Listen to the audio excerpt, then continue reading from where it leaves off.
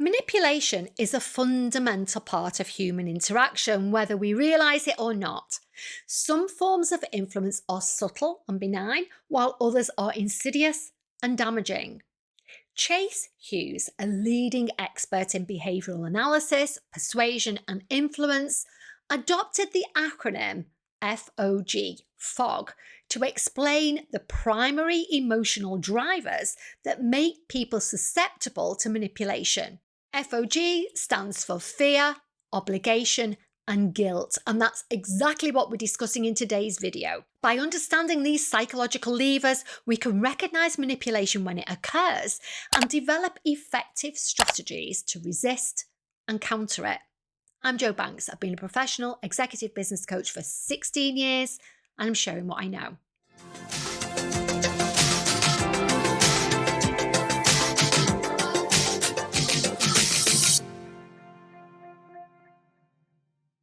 So let's dive straight in. Why do people manipulate? Manipulation is often used as a tool to control others, gain an advantage, or fulfill a personal need. While some people manipulate unconsciously, others do so intentionally to exploit their targets. Understanding these motivations behind manipulation helps us identify it and respond appropriately. People manipulate for various reasons, including, number one, power and control.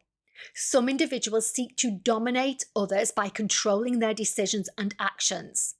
Number two, insecurity. People who feel inadequate may manipulate to gain validation or security. Number three, personal gain. Manipulators often exploit others for financial, social, or emotional benefits. Number four, avoiding consequences. Some people may manipulate to escape accountability or responsibility. Number five, emotional gratification. Certain personalities derive pleasure from controlling others or witnessing their distress. Sounds crazy, doesn't it? But it's true. Regardless of the manipulator's intent, recognizing their tactics is crucial for self-protection. Chase Hughes' FOG model provides a clear framework for identifying the emotional triggers that make us vulnerable to manipulation. Breaking down FOG, the three pillars of manipulation. FOG, again, stands for fear, obligation, and guilt, the three primary emotions manipulators exploit to influence and control others. Let's examine each component in detail. Number one, fear, the manipulator's most potent weapon. Fear is a primal emotion that triggers our fight, flight, freeze, stress response that I've talked about in lots of videos. Manipulators use fear to create anxiety, uncertainty, or panic, making their target more likely to comply with their demands. How fear is used in manipulation. Number one, threats, explicit or implicit threats of harm, abandonment, or negative consequences. Number two, gaslighting, making someone doubt their reality to increase dependence on the manipulator. Number three, exaggerating risks, making situations seem more dangerous or dire than they really are to pressure compliance. Number four, withholding information, keeping others in the dark to create a fear of the unknown. How to counter fear-based manipulation. Number one, recognize the emotional response. If you feel a sudden urge of anxiety or panic, pause to assess the situation logically. Number two, ask for evidence. Challenge the exaggerated claims by seeking factual information. Number three, set boundaries. Refuse to engage in fear-based conversations or actions. Number four, develop your emotional resilience. And that's what I hope to bring to many of my videos. Strengthen your ability to stay calm under pressure. Number two, obligation, the burden of forced loyalty. Obligation occurs when someone feels compelled to comply with another's requests out of a sense of duty, even if it's against their best interests. Manipulators exploit this by making their target feel responsible for their well-being or success. How obligation is used in manipulation. Number 1, guilt tripping, reminding someone of past favors to pressure them into compliance. Number 2, social contracts, creating artificial debts. You owe me for everything I've done for you. Number 3, authority abuse, exploiting a position of power to demand unquestioning loyalty. Number 4, emotional blackmail, using love, friendship, or family ties as leverage. How to counter obligation-based manipulation. Number 1, assess the legitimacy. Ask yourself if the obligation is fair and justified. Number 2, learn to say no. Practice declining requests without excessive justification. I recommend starting with something small and build from there. Number 3, reframe the narrative. Recognize that true generosity doesn't come with strings attached. Number 4, redefine loyalty. Healthy relationships are built on mutual respect and not coercion. Number 3, guilt, the emotional anchor that keeps you stuck. Guilt is an effective manipulation tool because most people have an intrinsic desire to be good and avoid harming others. Manipulators can weaponize guilt to control behavior by making their targets feel responsible for the outcomes that they shouldn't be responsible for. How guilt is used in manipulation. Number 1, blame shifting, making someone feel responsible for the manipulator's problems. Number 2, shaming, using moral superiority to induce guilt. A good person wouldn't do that. Number 3, martyrdom, acting as a victim to gain sympathy and compliance. Number 4, conditional love, imposing emotional conditions. So, if you really cared about me, you'd do. If you really loved me, you'd do. How to counter guilt-based manipulation. Number 1, recognize false guilt. Distinguish between genuine accountability and manipulation. Number 2, reaffirm your values. Make decisions based on your principles, not on coercion.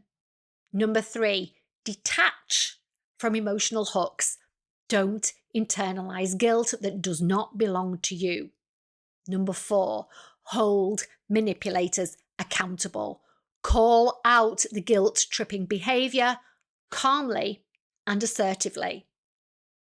Practical steps to protect yourself from manipulation. Understanding F.O.G is only the first step. To effectively resist manipulation, you need to implement strategies that reinforce your emotional and psychological boundaries. Here's how to do that. Number 1, strengthen self-awareness. Recognizing your vulnerabilities is key. Reflect on how fear, obligation, and guilt have influenced your decisions in the past and identify patterns where you might be susceptible to manipulation. Number 2, develop assertive communication. Learn to express your thoughts, feelings, and boundaries clearly. Use I statements. For example, I feel uncomfortable when you, and practice standing firm without becoming aggressive or argumentative. Number 3, trust your intuition. This is a really important one. If a situation feels off, it probably is. Manipulation often triggers a gut feeling that something isn't right. Honor that instinct instead of dismissing it. Number 4, maintain emotional independence. Your self-worth should not be dictated by external validation. Developing a strong sense of self that isn't easily swayed by others' opinions or pressure tactics. Number 5, seek support systems. Surround yourself with people who respect and uplift and care for you. Having a trusted network can help you reality check situations where you suspect manipulation. Incidentally, where there's some coercive control involved, the abusive person will try and isolate you from people who care about you. Watch out for that. That's a huge red flag. Number 6, set and enforce boundaries. Boundaries are essential for self-protection. Be clear about what behaviours you won't tolerate and follow through with consequences when boundaries are violated. Useful comebacks. Having prepared comebacks can be incredibly helpful for dealing with people who are manipulative. I recommend practicing 2 or 3 of these responses to use with the controlling people in your life. You know who they are and which elements of F.O.G they tend to use, so consider different scenarios where you can effectively counter their manipulation using one of these responses or a phrase of your own. Comebacks for fear-based manipulation. Number 1, I make decisions based on facts, not fear. Number 2, that sounds like a threat. Are you sure you want to go down that road? Number 3, I'll need proof before I take what you're saying seriously. Number 4, if this is meant to scare me into compliance, it's not working. Number 5, I'll make my own choices and I don't respond well to pressure. Let's take a look now at comebacks for obligation-based manipulation. Number 1, I appreciate what you've done, but that doesn't mean I owe you. Number 2, I never agreed to that, so I'm not bound by it.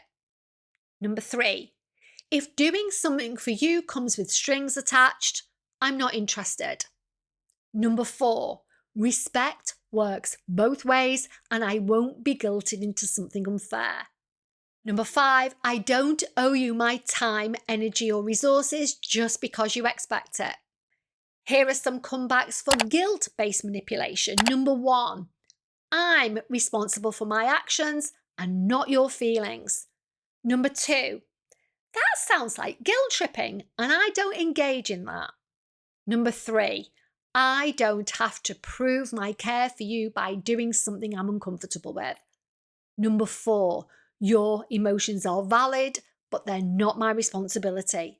Number 5, if helping you means sacrificing my well-being, then it has to be a no. The wrap-up. Manipulation thrives in environments where fear, obligation and guilt are unchecked. By understanding Chase Hughes' F.O.G framework, you can identify manipulation tactics, resist emotional coercion, and regain control over your decisions. The key to breaking free from manipulation is awareness, assertiveness, and unwavering self-respect.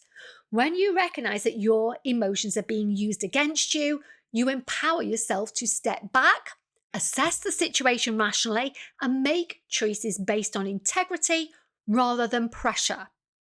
Remember, the ability to say no without guilt is one of the most powerful tools you have against manipulation. What next? If you have anything you'd like to add to today's video, or you have any topics you'd like me to cover in future, please leave it in the comments section below. I read and respond to everything and really love interacting with you all. If you enjoyed this video, please support the channel with a like, comment, subscribe, and hit that notification bell so that you don't miss a thing. Finally, thank you to everybody who stays until the very end, and thank you so much for your support. It really does mean the world to me.